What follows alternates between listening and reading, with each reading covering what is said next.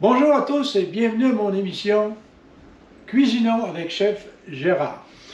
Aujourd'hui, je vais vous faire une petite démonstration comment je fais mon fromage râpé quand je veux faire une pizza, une lasagne ou d'autres choses qui ont besoin de fromage râpé. Alors évidemment, dans les épiceries, on peut acheter un gros sac de fromage râpé, mais c'est assez dispendieux. Alors, il y a plusieurs manières de râper du fromage.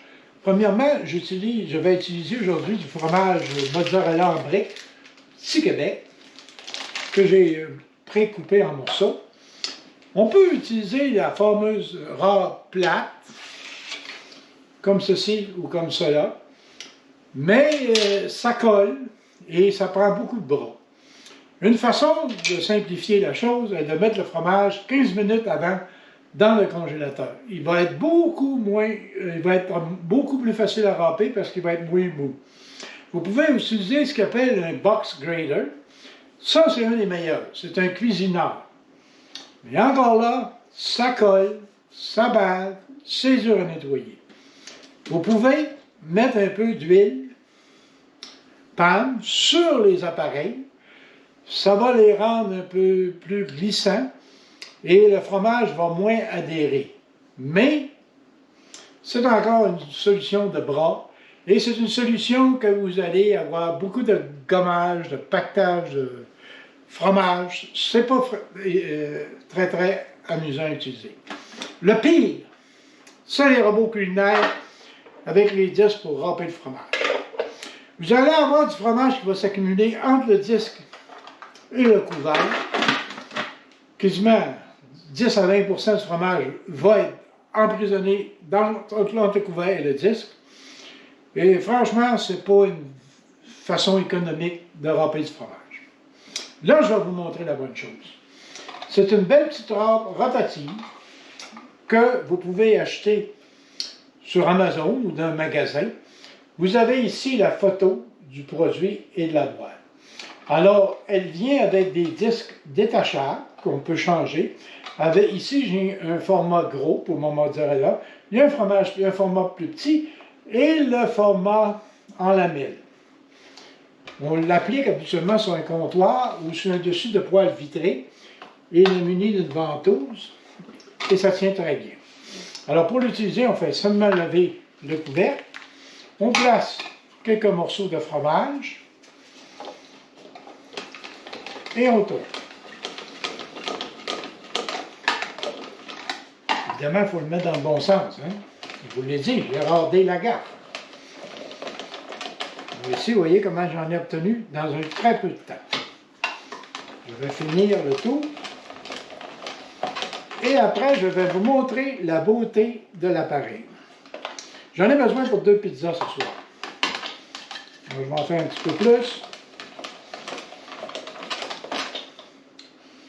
Bon, je pense que c'est assez. Au pire, je peux toujours en faire. Je peux en faire un petit peu plus.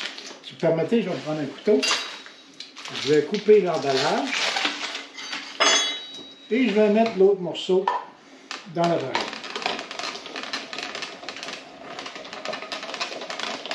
Et voilà, mon fromage est prêt pour ce soir. Là, vous allez constater, il n'y a pas de perte. Ça n'a pas collé. Il n'y a rien. On a tout utilisé le fromage qui est dans mon bol ici. Là, maintenant, je vais couper la caméra et je vais vous montrer la beauté de cette chose. Alors, nous sommes ici au lavabo et je vais vous démontrer pourquoi j'adore cette machine. Franchement, il n'y a rien de plus facile à nettoyer. Alors, on fait couler l'eau. Vous allez démonter l'appareil en cliquant sur le bouton ici. Vous sortez le cylindre.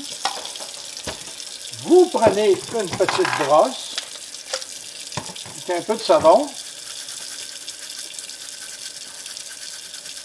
Vous faites quelques tours.